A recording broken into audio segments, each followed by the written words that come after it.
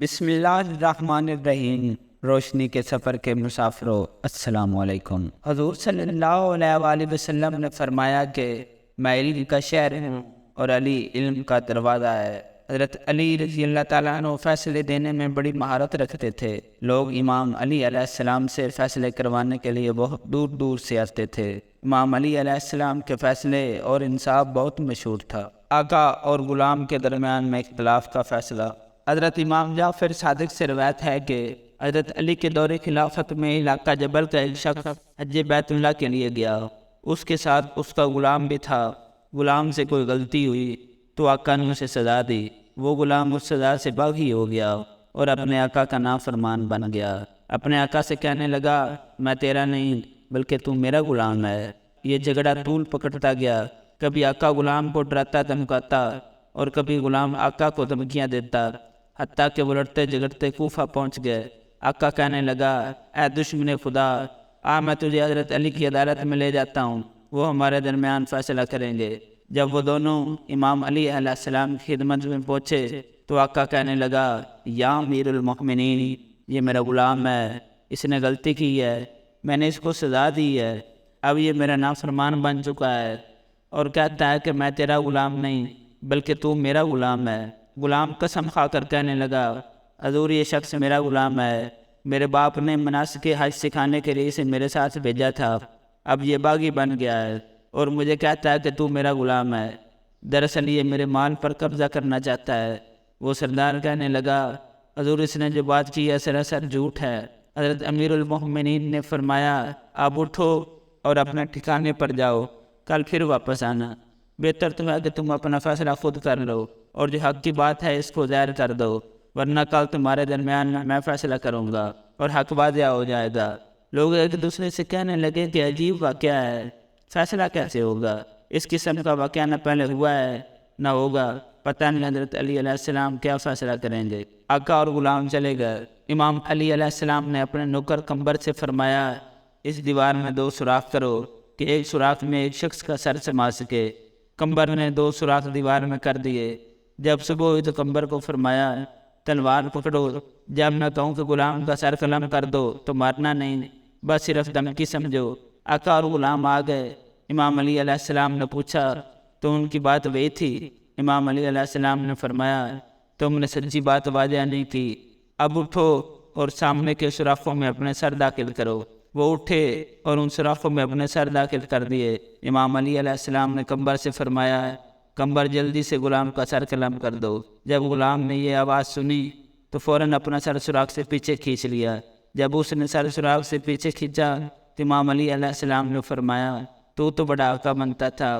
وہ غلام کہنے لگا، حضور مالک نے مجھے اتنی سخت سزا دی تھی کہ میں اس کی غلامی کا منکر بن گیا۔ امام علی علیہ السلام نے غلام کا ہاتھ پکڑا اور آقا کے ہاتھ میں دے دیا، اور یوں آقا اور غلام کا فیصلہ امام علی علیہ السلام نے بڑی دانش مندی سے طے کیا۔ 2 دوستوں اور ایک عورت کا واقعہ۔ 2 دوستوں نے ایک عورت کے پاس 100 دینار کی تھیلی بطور امانت رکھی اور اس عورت سے کہا کہ ہم دونوں تیرے پاس اکٹھے آئیں تو تھیلی واپس کرنا، اگر ہم میں سے کوئی ایک آئے تو تھیلی واپس نہ کرنا۔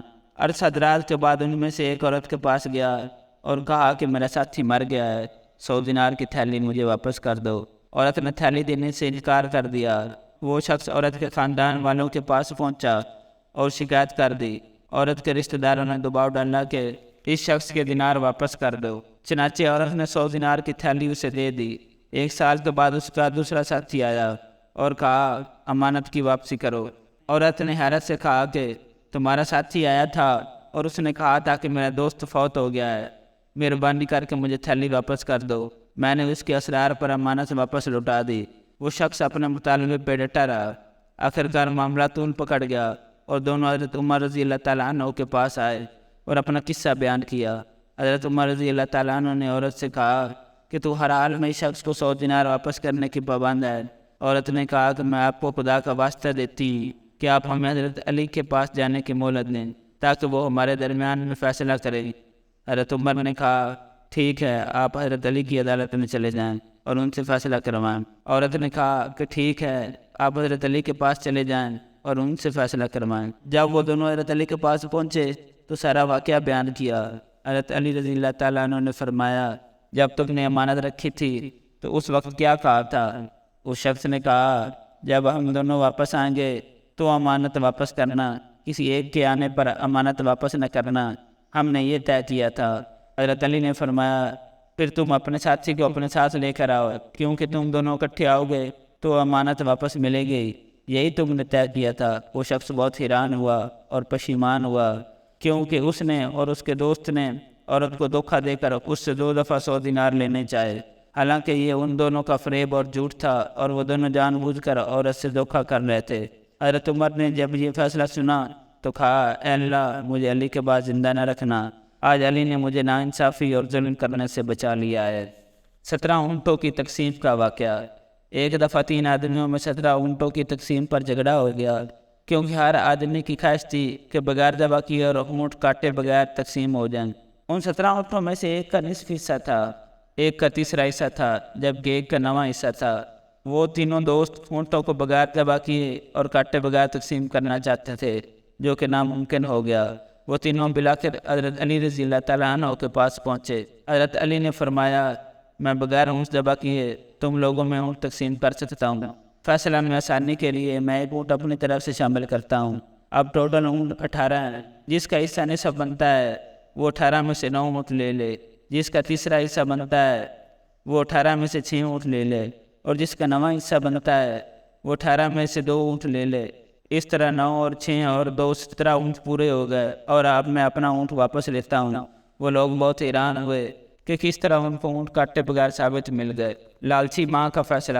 حضرت سلمان فارسی رضی اللہ تعالیٰ عنہ فرماتے ہیں کہ ایک دفعہ ایک لڑکا حضرت عمر رضی اللہ تعالیٰ عنہ کے پاس آیا اور شکایت کی کہ میری ماں مجھے بیٹا ماننے سے انکار کرتی ہے اور میرے باپ کی وراثت پر قابض ہو گئی ہے، میں انتہائی غریبی اور محتاجی کی زندگی گزار رہا ہوں۔ حضرت عمر رضی اللہ تعالیٰ عنہ نے حکم دیا کہ اس کی ماں کو حاضر کیا جائے۔ وہ حاضر ہوئی تو حضرت عمر رضی اللہ تعالیٰ عنہ نے فرمایا اپنے بیٹے سے کیوں انکار کرتی ہے؟ عورت نے کہا کہ یہ لڑکا جھوٹ بولتا ہے، میں تو کنواری ہوں، میں نے تو ابھی کسی سے شادی بھی نہیں کی، پھر میرا بیٹا کیسے پیدا ہو گیا؟ حضرت عمر نے کہا کہ کیا تم گواہ رکھتی ہو؟ عورت نے کہا ہاں میں گواہ رکھتی ہوں۔ حضرت عمر رضی اللہ تعالیٰ نے کہا کہ ان گواہوں کو بلا لاؤ۔ عورت نے ہمسایہ عورتوں میں سے ہر ایک کو 10 دینار دیے تاکہ وہ جھوٹی گواہی دیں کہ وہ کنواری ہے۔ ان عورتوں نے حضرت عمر کے سامنے عورت کے حق میں گواہی دی۔ لڑکے نے کہا خدا کی قسم یہ جھوٹ کہتی ہیں، سعد بن مالک میرا باپ ہے، قید کے سال میں پیدا ہوا ہوں، بھیڑ کے دودھ سے میری پرورش ہوئی ہے، حتیٰ کہ میں جوان ہو گیا ہوں۔ میرا باپ سفر پر روانہ ہوا اور مدت تک نہ لوٹا۔ اس کے دوستوں سے پوچھا تو انہوں نے کہا کہ وہ راستے میں فوت ہو گیا ہے۔ جب میری ماں کو اس بات کی خبر ہوئی تو اس نے وراثت اڈاپٹ کرنے کے لیے میرا انکار کر دیا۔ میں آج انتہائی غریبی اور محتاجی کی زندگی گزار رہا ہوں۔ حضرت عمر رضی اللہ تعالیٰ عنہ نے کہا یہ مسئلہ بڑا مشکل ہے، اسے صرف حضرت علی حل کر سکتے ہیں۔ جب حضرت علی کے گھر پر پہنچے تو انہوں نے اپنا تمام قصہ سنایا۔ حضرت علی نے فرمایا آپ لوگ مسجد نبوی میں چلیں، میں بھی حاضر رکھتا ہوں۔ آپ رضی اللہ تعالیٰ عنہ نے اپنے غلام قمبر کو حکم دیا جاؤ اس کی ماں کو بلا لاؤ۔ جب عورت آئی تو حضرت علی نے پوچھا کہ تم اپنے بیٹے سے کیوں انکار کر رہی ہو؟ عورت نے کہا کہ اے ابو الحسن میں ابھی کنواری ہوں، میری تو ابھی شادی بھی نہیں ہوئی، پھر میرا بیٹا کہاں سے آ گیا؟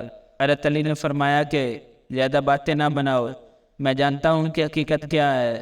عورت نے کہا کہ اے ابو الحسن اگر آپ کو یقین نہیں ہے تو آپ کسی قابل عورت کو بلا کر میرا معائنہ کروا لیں۔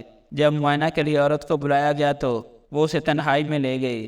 اس عورت نے ایک خاص سونے کا بنا ہوا کنگن اسے بطور رشوت دے دیا، اور معائنہ کرنے والی عورت نے اس کے حق میں گواہی دے دی کہ یہ کنواری ہے۔ حضرت علی رضی اللہ تعالیٰ نے فرمایا تم دونوں عورتیں جھوٹ بول رہی ہو، کیونکہ اس نے تمہیں رشوت دے کر خرید لیا ہے۔ اگر یہ عورت سچی ہے تو اسے چاہیے کہ ابھی اس لڑکے سے نکاح کرے۔ یہ سن کر عورت بہت حیران اور پشیمان ہوئی، سوچنے لگی کہ اب اگر بیٹے سے نکاح کروں تو بہت بڑا گناہ ہوگا۔ بلاخر عورت بولی اے علی بے شک تم سچے ہو، میں نے وراثت کی لالچ میں آ کر جھوٹ بولا تھا۔ امام علی علیہ السلام نے فرمایا اب تم توبہ کرو اور اپنے بیٹے کو اپنے ساتھ لے جاؤ۔ اصلی اور نقلی ماں کی پہچان۔ ایک دفعہ حضرت عمر رضی اللہ تعالیٰ عنہ کے سامنے ایک مقدمہ پیش ہوا۔ 2 عورتیں ایک بچے کے بارے میں دعویٰ کر رہی تھیں کہ یہ بچہ میرا ہے۔ حضرت عمر رضی اللہ تعالیٰ عنہ کے پاس حضرت علی رضی اللہ تعالیٰ عنہ بھی بیٹھے ہوئے تھے۔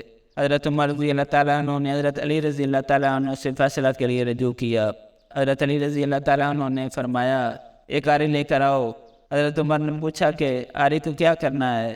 امام علی علیہ السلام نے فرمایا اس بچے کے 2 ٹکڑے کرنے ہیں اور ان دونوں عورتوں میں برابر بانٹنے ہیں۔ ان عورتوں نے جب امام علی علیہ السلام کی یہ بات سنی تو ان میں سے ایک عورت تڑپ اٹھی، کہا کہ خدا کے لیے بچے کے 2 ٹکڑے مت کرو، اسے دوسری عورت کو دے دو، یہ میرا بیٹا نہیں ہے، اس عورت کا بیٹا ہے۔ امام علی علیہ السلام نے فرمایا بالکل تم ہی اس کی اصلی ماں ہو، کیونکہ تم بچے کے 2 ٹکڑے والی بات پہ تڑپ اٹھی ہو اور بچے کی جان بچانے کے لیے ایسا کہہ رہی ہو۔